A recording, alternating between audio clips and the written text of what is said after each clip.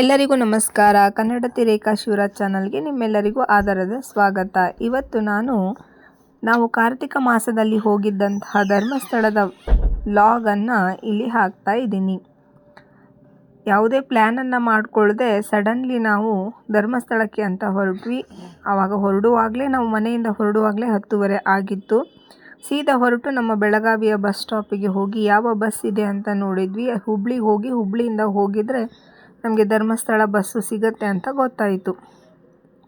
Direct ಇರುವಂತಹ bus ಈಗಾಗಲೇ 4 ಗಂಟೆಗೆ ಧರ್ಮಸ್ಥಳದ ಬಸ್ಸು ಹೋಗಿದೆ ಅಂತ ಹೇಳಿದರು. ನಾವು ಬಂದಿದ್ದು ರಾತ್ರಿ 11 ಆಗಿತ್ತು.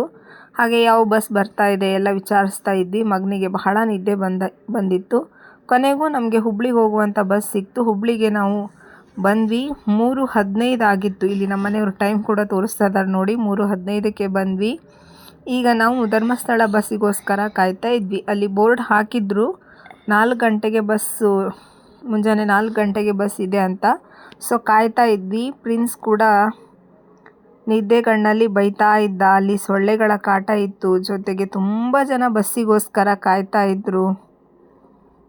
ನಮ್ಮ ಮನೆಯವರು ಹರಕೆ ಕಟ್ಕೊಂಡಿದ್ದರಿಂದ ಹರಕೆ ತೀರಿಸೋದಕ್ಕೋಸ್ಕರ ನಾವು ಧರ್ಮಸ್ಥಳಕ್ಕೆ ಅಂತ ಹೋಗ್ತಾ ಇದ್ವಿ. ಅದರಲ್ಲೂ ಧರ್ಮಸ್ಥಳಕ್ಕೆ ಅನ್ನೋದಕ್ಕಿಂತ ಧರ್ಮಸ್ಥಳದ ಪಕ್ಕದಲ್ಲಿ ಸೌತಡ್ಕ ಗಣಪತಿಗೆ ಹೋಗ್ತಾ ಇದ್ವಿ.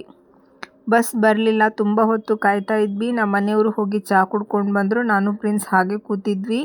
ಪ್ರಿನ್ಸ್ಗೂ ಕೂಡ ನಿದ್ದೆ ಹೋಗಿತ್ತು. ಕೊನೆಗೆ ಬಸ್ ಬಂತು. ಧರ್ಮಸ್ಥಳ ಬಸ್ಸಲ್ಲಿ ಹತ್ತಿ ಸೀಟು ಕೂಡ ಸಿಕ್ಕಿತ್ತು. ಆರಾಮಾಗಿ ಕೂತ್ಕೊಂಡ್ವಿ. ಯಾವಾಗ ಹೋಗಿ ಮುಟ್ತೀವಿ ಅಂತ ಕಾಯ್ತಾ ಇದ್ದರೆ ನಾವು ಅಂದ್ಕೊಂಡಿದ್ದು ಸುಮಾರು ಬೆಳಗ್ಗೆ 11-12 ಗಂಟೆ ತನಕ ಧರ್ಮಸ್ಥಳಕ್ಕೆ ಹೋಗಿ ಮುಟ್ತೀವಿ ಅಂತ. ಆದರೆ ಏನು ಮಾಡೋದು, ಆ ಬಸ್ಸಿನ ಡ್ರೈವರು ತುಂಬ ಅಂದರೆ ತುಂಬ ಹೊಸಬ ಇದ್ದ. ಅವನಿಗೆ ಆ ರೂಟು ಹೊಸದಾಗಿತ್ತು. ಎಷ್ಟು ಗಂಟೆಗೆ ಮುಟ್ಟತ್ತಪ್ಪ ಅಂತ ಕೇಳಿದರೆ ಅದೂ ಕೂಡ ಅವನಿಗೆ ಗೊತ್ತಿಲ್ಲ ಅಂತ ಹೇಳ್ತಾ ಇದ್ದ. ಮುಟ್ಟೋದಂತೂ ಗ್ಯಾರಂಟಿ ಅಂತ ಮಾತ್ರ ಹೇಳ್ತಾ ಇದ್ದ. ಆ ಕಂಡಕ್ಟ್ರ್ ಕೇಳಿದರೆ ಅವನು ಸರಿಯಾಗಿ ಹೇಳ್ತಾ ಇರಲಿಲ್ಲ. ಕೊನೆಗೆ ಹೀಗೆ ಹೋಗ್ತಾ ಇರಬೇಕಾದ್ರೆ ನಾವು ಭಟ್ಕಳದಿಂದ ಮುಂದೆ ಹೋಗುವಾಗ ನಮ್ಗೆ ಚೆನ್ನಾಗಿರುವಂಥ ಸಮುದ್ರದ ವ್ಯೂವೆಲ್ಲ ಸಿಕ್ತು. ನೋಡ್ತಾ ಹೀಗೆ ಟೈಮ್ ಪಾಸ್ ಮಾಡ್ಕೊಳ್ತಾ ಹೋದ್ವಿ. ಬೆಳಗ್ಗೆ ನಾಷ್ಟ ಆಗಿರಲಿಲ್ಲ. ನಮ್ಗೆ ಗೊತ್ತಿರಲಿಲ್ಲ ಬೇಗ ಬರುತ್ತೆ ಅಂತ ಅಂದ್ಕೊಂಡಿದ್ವಿ. ಆಮೇಲೆ ಮಧ್ಯಾಹ್ನ 1:15ಗೆ ಏನು ಮಾಡಿದ್ರಂದರೆ ಮಂಗಳೂರಿಗೆ ಹೋಗಿ ಮುಟ್ಟಿದ ಮೇಲೆ ಅಲ್ಲಿ ನಾವು ಊಟ ಮಾಡಿ ಅಲ್ಲಿಂದ ನಾವು ಸುಮಾರು 3 ಗಂಟೆಗೆ ಧರ್ಮಸ್ಥಳ ಬಂದು ಮುಟ್ಟಿದ್ವಿ. ಧರ್ಮಸ್ಥಳಕ್ಕೆ ಬಂದ ಮೇಲೆ ನಾವು ಅಲ್ಲಿ ನೇತ್ರಾವತಿ ನದಿಯಲ್ಲಿ ಸ್ನಾನ ಮಾಡಿದ್ವಿ. ಪ್ರಿನ್ಸ್ಗಂತೂ ಆ ನದಿಯಲ್ಲಿ ಸ್ನಾನ ಮಾಡೋದಕ್ಕೆ ಖುಷಿ ಅಂದರೆ ಖುಷಿ. ಆಯಿತು ಬಾರಪ್ಪ ಹೋಗೋಣ ದೇವಸ್ಥಾನಕ್ಕೆ ಅಂದರೆ ಕೇಳ್ತಾನೇ ಇರಲಿಲ್ಲ. ಮತ್ತೆ ಆಡೋಣ ಅಂತ ಹೇಳಿ ನೀರಲ್ಲಿ ಚೆನ್ನಾಗಿ ಆಟ ಆಡ್ತಾ ಇದ್ದ. ಹಾಗೆಯೇ ತುಂಬ ಜನ ಭಕ್ತರು ಅಲ್ಲಿ ಸ್ನಾನ ಮಾಡ್ತಾಯಿದ್ರು. ನಮ್ಮ ಮನೆಯವರಂತೂ ಅಲ್ಲಿ ಈಜೊಡಿತಾ ಇದ್ದರು. ಪ್ರಿನ್ಸ್ ಕೂಡ ಟ್ರೈ ಮಾಡ್ತಾ ಇದ್ದ ಈಜೊಡೆಯೋದಕ್ಕೆ, ಆದರೆ ಆಗಲಿಲ್ಲ. ಆಯ್ತಪ್ಪ ಹೋಗೋಣ ಬಾ ಅಂದರೆ ಅವನು ಬರೋದಕ್ಕೆ ರೆಡಿ ಇರಲಿಲ್ಲ. ಹಾಗೆ ಎಲ್ಲ ಜಳಕ ಎಲ್ಲ ಮುಗಿಸಿ ನಾವು ರೆಡಿಯಾಗಿ ದೇವಸ್ಥಾನಕ್ಕೆ ಅಂತ ಹೊರಟ್ವಿ. ಅಲ್ಲಿಂದ ಆಟೋ ಮಾಡಿಸ್ಕೊಂಡು ಅಷ್ಟೇ ಒಂದು 20 ರೂಪಾಯಿ ಚಾರ್ಜು ಶೇರಿಂಗ್ ಆಟೋದಲ್ಲಿ ಹೋದ್ವಿ.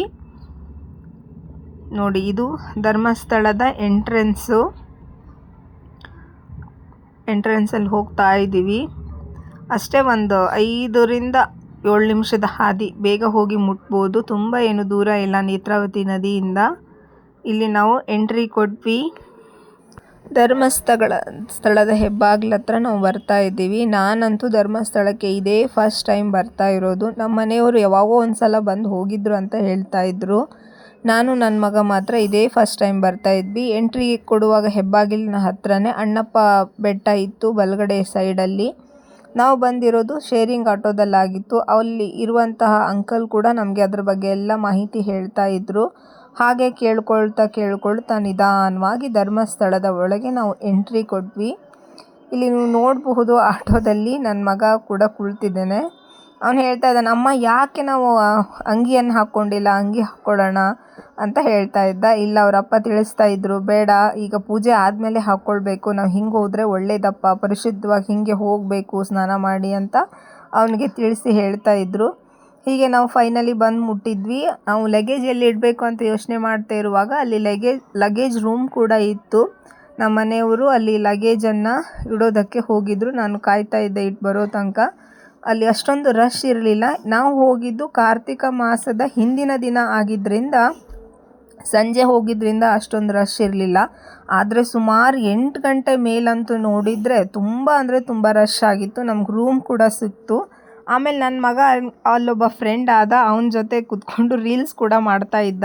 ಬೇಡ ಬಾರೋ ಬಾರೋ ಅಂದರೆ ಕೇಳ್ತಿರ್ಲಿಲ್ಲ. ಅವರಪ್ಪ ರೂಮ್ ಹುಡ್ಕಕ್ಕಂತ ಹೋಗಿದ್ರು. ಆ ಟೈಮ್ನಲ್ಲಿ ಅವ್ನು ಎಂಜಾಯ್ ಮಾಡಿಕೊಂಡು ರೀಲ್ ಮಾಡ್ತಾ ಇದ್ದ. ಆಮೇಲೆ ತುಂಬ ಹಸಿವಾಗಿತ್ತಂತ ಹೇಳಿ ನಾವು ಏನು ಮಾಡಿದ್ವಿ ಅಂತಂದರೆ ಮಸಾಲೆ ದೋಸೆ ತಿಂದ್ವಿ.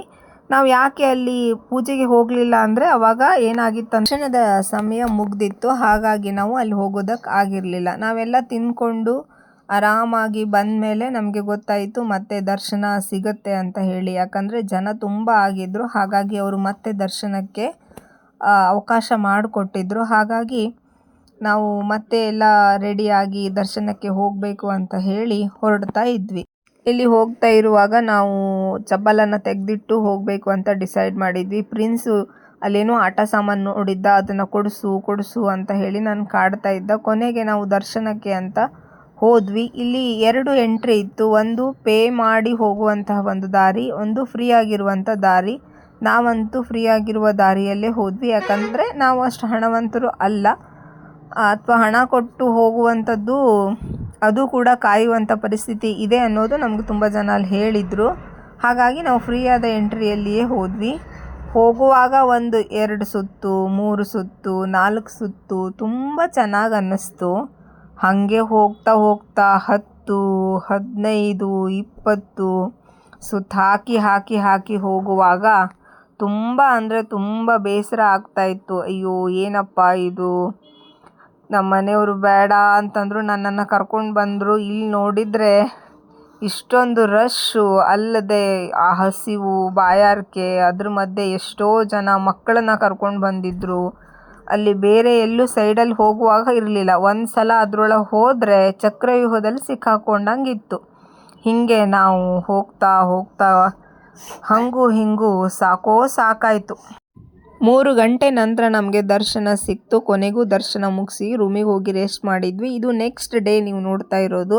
ನೆಕ್ಸ್ಟ್ ಡೇ ಮತ್ತೆ ನಾವು ಎಲ್ಲ ಫ್ರೆಶ್ ಅಪ್ ಆಗಿ ಸ್ನಾನ ಎಲ್ಲ ಮಾಡಿ ಸೌತಡ್ಕ ಗಣಪತಿಗೆ ಅಂತ ಹೇಳಿ ಹರಕೆ ತೀರಿಸೋದಕ್ಕೆ ಹೋಗ್ತಾ ಇದ್ವಿ. ನಮ್ಮ ಮನೆಯವರು ಅಲ್ಲಿ ಬಸ್ಸಿಗೆಲ್ಲ ಕೇಳಿದ್ವಿ. ಬಸ್ಸು ತುಂಬ ಎಷ್ಟು ಬಸ್ಸು ನಿಲ್ಲಿಸಿದ್ರು ನಿಲ್ತಾನೆ ಇರಲಿಲ್ಲ. ಆಟೋಗಳಿದ್ವಿ, ಆ ಆಟೋದಲ್ಲೇ ನಾವು ಹೋದ್ವಿ. ಕೊನೆಗೂ ಸೌತಡ್ಕ ಗಣಪತಿ ಹೋಗಿ ಅಲ್ಲಿ ಹರಕೆಯನ್ನು ತೀರಿಸಿ ಧರ್ಮಸ್ಥಳಕ್ಕಿಂತ ನಮ್ಗೆ ಇಲ್ಲಿ ತುಂಬ ಖುಷಿ ಆಯಿತು. ಯಾವುದೇ ಬಂಧನ ಇರಲಿಲ್ಲ ಹೋಗೋದು. ನಮ್ಮ ಮನೆಯವರು ಗಂಟೆ ಕಟ್ಟೋ ಹರಕೆಯನ್ನು ಬೇಡ್ಕೊಂಡಿದ್ರು, ಅದನ್ನು ಗಂಟೆಯನ್ನು ಕಟ್ಟಿದ್ರು. ದರ್ಶನ ಆಯಿತು, ಪೂಜೆ ಆಯಿತು, ಪ್ರಸಾದ ತೊಗೊಂಡ್ವಿ, ಬಂದ್ವಿ. ಆದರೆ ಧರ್ಮಸ್ಥಳದಲ್ಲಿರುವಂಥ ರಶ್ ನೋಡಿದರೆ ಈ ಗಣಪತಿಯ ದೇವಸ್ಥಾನನೇ ಎಷ್ಟೋ ಬೆಸ್ಟ್ ಅಂತ ಅನಿಸಿತು. ಆಮೇಲೆ ಆರಾಮಾಗಿ ಅಲ್ಲೊಂದು ಸ್ವಲ್ಪ ಸೌತೆಕಾಯಿ, ಆಮೇಲೆ ಮಾವಿನಕಾಯಿ, ನಲ್ಲಿಕಾಯಿ ಎಲ್ಲ ತಿಂದ್ಕೊಳ್ತಾ ಎಂಜಾಯ್ ಮಾಡ್ಕೊಳ್ತಾ ಮತ್ತೆ ನಾವು ಮರಳಿ ನಮ್ಮ ಲಗೇಜನ್ನೆಲ್ಲ ಧರ್ಮಸ್ಥಳದಲ್ಲಿ ನಾವು ರೂಮ್ನಲ್ಲೇ ಇಟ್ಟಿದ್ದರಿಂದ ಅದನ್ನು ತಗೊಳ್ಬೇಕು ಅಂತ ಮರಳಿ ನಾವು ಧರ್ಮಸ್ಥಳಕ್ಕೆ ಹೋಗ್ತಾ ಇದ್ದೀವಿ. ನನಗೆ ಇಲ್ಲಿನ ನೇಚರು ತುಂಬ ಅಂದರೆ ತುಂಬ ಇಷ್ಟ ಆಯಿತು.